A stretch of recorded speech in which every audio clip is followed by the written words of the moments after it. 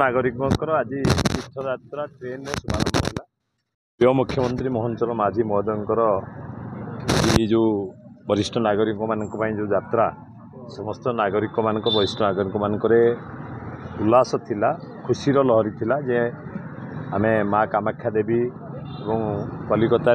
दक्षिण काली एवं बेलूर मठ तीनोटी जगह को जीवे एवं से माने खुशीर सहित समस्तंकर मंगल पाई एवं तांकर परिवार मंगल पाई आम अनुगुल मंगल पाई एवं अनुगुल जिलार मंगल पाई एवं समस्त मंगल पाई माँ को दर्शन करने को जाउछन्ती।